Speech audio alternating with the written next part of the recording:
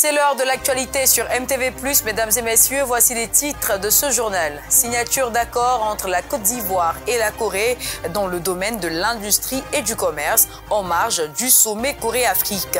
Et puis 50 milliards de dollars ont été investis par la Banque africaine de développement dans les infrastructures en 9 ans.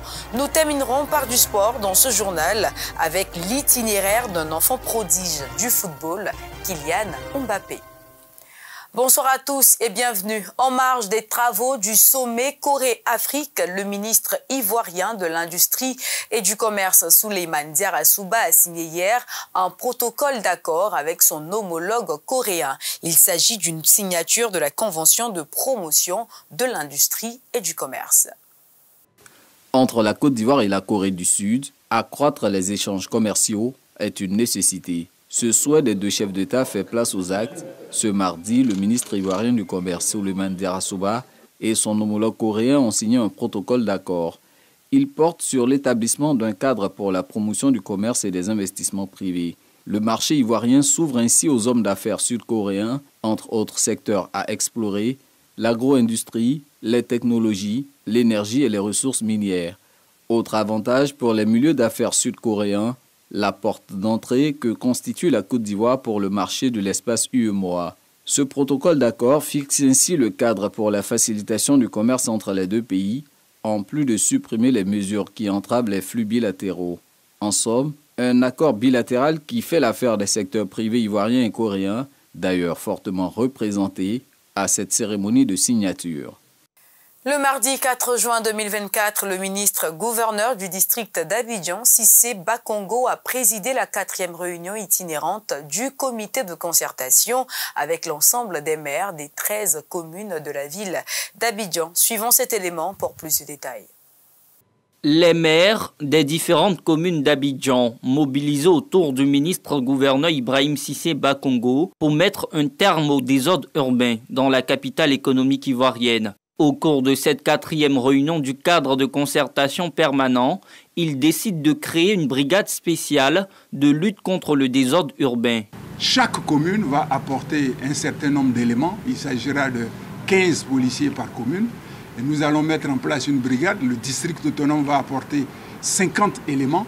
Et cette brigade spéciale va s'occuper essentiellement de la lutte contre la mendicité, contre le commerce ambulant dans nos différentes communes.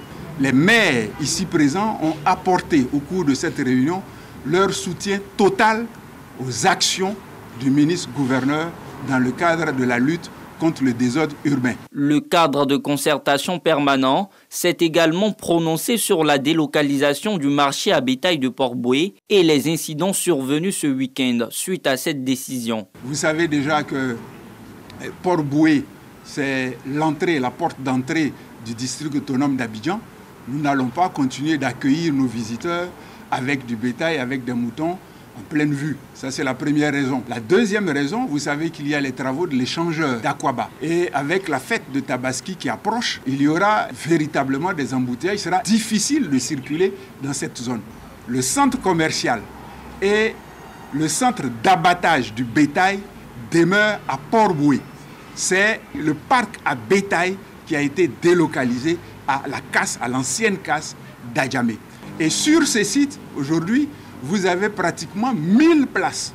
Concernant les incidents qui sont intervenus à Port-Boué, les auteurs ont été identifiés, ont été arrêtés et ont été déférés. Ce sont des actes de vandalisme et les auteurs doivent répondre de leurs actes parce que nous considérons que c'est une défiance à l'autorité de l'État. Concernant le déguerpissement des habitations jouxtant l'abattoir de Port-Boué, le district autonome d'Abidjan rassure que des mesures d'accompagnement sont prévues pour les personnes impactées. Le district autonome a pris soin de trouver un site dans la commune de Port-Boué, à Anani. Il s'agit donc de construire des logements pour les familles qui quittent donc le site attenant à l'abattoir pour aller les reloger sur le site de 10 hectares que le district autonome d'Abidjan a identifié et qui est en train d'être aménagé actuellement. Contrairement aux rumeurs indiquant que les sites déguerpis ont été vendus aux promoteurs immobiliers, Ibrahim Cissé Bakongo a plutôt précisé que ces espaces feront l'objet d'un aménagement paysager. La prochaine réunion du cadre de concertation permanent se tiendra le 2 juillet prochain à la mairie de Marcory. Les maladies respiratoires affectent la santé de millions de personnes au Kenya, la principale cause étant la combustion de biomasse comme bois de chauffage. Dans le cadre d'un mode de vie sain, une transition rapide de la biomasse vers les combustibles plus propres et soutenables est désormais à la disposition de la population kenyane. Pour pallier l'inflation au Kenya, de nombreuses familles optent pour le chauffage au feu de bois pour économiser de l'argent, les options de cuisson propres, abordables, étant trop chères pour beaucoup. Or, ce système de chauffe est à l'origine de maladies respiratoires qui affectent la santé de millions de personnes dans le pays. J'ai utilisé du bois de chauffage toute ma vie et je me lève tous les matins pour aller en chercher. Cependant, la fumée du bois de chauffage me fait tousser pendant de longues périodes et me gêne pour respirer. Le gaz GPL est très cher et je ne peux pas me l'offrir. Selon une étude récente publiée par les autorités gouvernementales cette année, les maladies respiratoires sont les plus répandues au Kenya depuis 6 ans, avec 19,6 millions de cas signalés. La cuisson à l'aide de biomasse comme le bois de chauffage étant une grande partie du problème. Il ne s'agit pas seulement du monoxyde de carbone, mais l'un des plus gros problèmes est celui des particules. Les particules sont celles que nous appelons généralement PM2,5 et qui sont associées à la pneumonie, à l'asthme, etc. Elles sont généralement produites par les combustibles utilisés pour la cuisine. L'électricité serait la solution la plus propre, mais elle est un peu chère. Les données du ministère kényan de la Santé montrent que les maladies pulmonaires obstructives chroniques sont responsables de 1,7% des décès dans le pays. Les maladies respiratoires sont diagnostiquées plus tardivement chez les personnes vivant dans des zones rurales à faible revenu que chez les personnes de classe moyenne vivant dans des zones urbaines. En utilisant ces réchauds, je peux utiliser un sac de charbon de bois pendant 2 mois, ce qui n'était pas le cas avant. Je peux ainsi économiser 4500 shillings d'argent supplémentaire. De plus, en ce qui concerne ma santé, je ne vais plus aussi souvent à l'hôpital qu'avant et je peux rester au travail tout au long de la journée, ce qui veut dire plus de bénéfices. L'étude économique de 2024 indique que les ménages kényans utilisent 93,8% de l'énergie totale, principalement sous forme de bois de chauffage. Au total, 9,1 millions de ménages dépendent des combustibles traditionnels pour la cuisine. Nous sommes toujours au Kenya et nous abordons cette fois-ci les assemblées annuelles de la Banque africaine de développement, la BAD, qui se sont tenues à Nairobi, où le président de la BAD, Akinwumi Adesina, a fait son bilan devant un parterre de chefs d'État et de gouvernement. Selon l'économiste nigérien, son institution a investi ces 9 dernières années un montant total de plus de 50 milliards de dollars américains. En 60 ans, la Banque africaine de développement BAD a joué un rôle de premier plan dans le développement de l'Afrique. Première institution de financement du développement du continent, la BAD œuvre à la croissance durable des économies africaines, notamment dans les domaines des infrastructures, de l'agroalimentaire, de l'énergie, du climat, de la gestion de la dette et de la santé. À travers sa stratégie High Five, la banque multilatérale mobilise des ressources pour financer le progrès économique et social de ses États membres, ce qui a permis d'améliorer les conditions de vie d'environ 400 millions d'Africains au cours des 7 dernières années. En 2023, nos financements ont totalisé 10 milliards de dollars pour l'ensemble de nos 5 grandes priorités. Depuis que nous avons lancé ces High Five en 2016, nos financements ont eu un impact sur la vie de plus de 400 millions de personnes. L'année dernière, notre travail a eu des impacts significatifs à travers le continent, avec 11 millions d'agriculteurs ayant accès à des technologies agricoles améliorées, 8 millions de personnes ayant accès à de nouveaux services d'assainissement, 3,5 millions de personnes ayant accès à des transports améliorés, 2,8 millions de personnes bénéficiant de meilleurs services de santé, 1 million de personnes ont eu accès à de l'eau potable et plus de 443 000 entreprises ont eu accès au financement. Au cours des 9 dernières années, la BAD a investi plus de 50 milliards de dollars dans des projets d'infrastructure en Afrique. Plus de 13,5 milliards de dollars ont été consacrés aux corridors régionaux, ce qui a notamment contribué à réduire les coûts de transport, à relier les pays enclavés aux pays côtiers et améliorer le commerce et la compétitivité sur le continent. Par le biais du Fonds africain de développement, la banque a permis à plus de 50 millions de personnes d'accéder au transport et à 42 millions de personnes d'accéder à l'électricité, l'eau potable et à un meilleur assainissement au cours des 7 dernières années. À ce jour, la banque a financé 5 432 projets sur notre territoire. La performance du groupe de la Banque africaine de développement est vraiment à saluer. Dans sa stratégie de développement pour l'Afrique, la BAD place les femmes, les jeunes et les plus vulnérables au cœur de ses priorités. La banque travaille à leur garantie des emplois verts, pariant notamment sur les ressources naturelles du continent. Soutenant la création d'emplois, elle mobilise des financements pour accompagner les entrepreneurs et les start-up à travers le continent.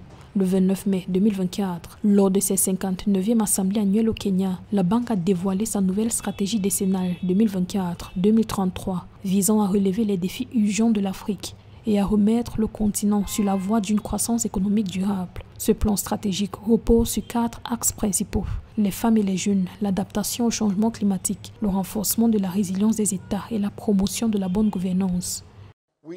Nous partageons des rêves communs pour l'Afrique, un continent sans pauvreté où personne n'est laissé pour compte, un continent d'espoir et de prospérité porté par l'entrepreneuriat innovant, un continent offrant des opportunités d'emploi significatives à ces jeunes-là.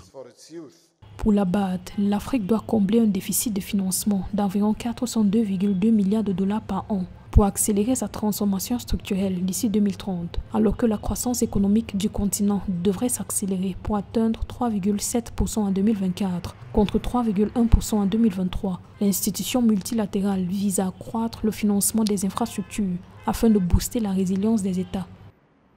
De l'autre côté du globe, les pluies diluviennes qui ont touché l'Europe centrale provoquent d'importantes inondations et des glissements de terrain meurtriers en Allemagne, en Pologne et en Autriche. 5 personnes au moins y ont perdu la vie. Alors que le Danube continue de monter, la situation inquiète les autorités autrichiennes. À Linz, dans le nord-ouest du pays, le fleuve est sorti de son lit à plusieurs reprises après de fortes pluies. Conséquence, de nombreuses routes ont été fermées et la ville a appelé la population à éviter les abords du fleuve, ce qui ne dissuade pas certains habitants. Ein bisschen Hochwasser schauen, es interessiert natürlich an, dann nachher was da passiert, wie die Donau steigt weiterhin, und ich hoffe, dass es so bleibt jetzt bei dem Ganzen und dass es nicht mehr schlimmer wird. De l'autre côté de la frontière en Allemagne, plus de 60 000 sauveteurs ont été mobilisés pour faire face aux inondations. Après plusieurs jours de fortes pluies, la situation reste préoccupante et de nombreuses villes sont en alerte. Les pluies diluviennes ont engendré des crues considérables et ont fait au moins 5 morts dans le sud du pays. Plusieurs personnes sont également portées disparues selon la police. Et plus de 6 000 habitants ont dû être évacués en Bavière. Face aux dégâts matériels, les autorités de la région ont par ailleurs mis en place une aide d'au moins 100 millions d'euros pour venir en aide aux personnes sinistrées. En Pologne, après des pluies incessantes, l'heure est au bilan. Dans cette petite ville du sud-ouest du pays, des routes ont été endommagées. Selon le maire, en l'espace d'une nuit, la ville a reçu autant de pluie qu'en un mois. De fortes précipitations sont encore attendues dans les jours à venir.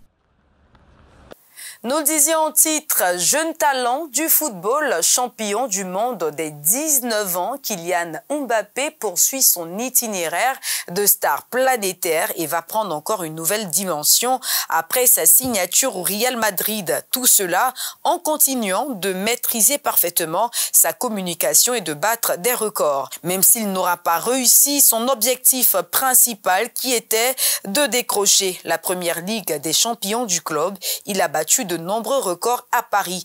Son rêve, désormais devenu réalité, le capitaine de l'équipe de France sera un joueur de l'équipe espagnole dès le 1er juillet 2024. C'est la fin de cette édition de l'actualité. Très heureuse de vous l'avoir présentée. Je vous souhaite une excellente suite de programmes sur Miracle TV+, la télé qui transforme.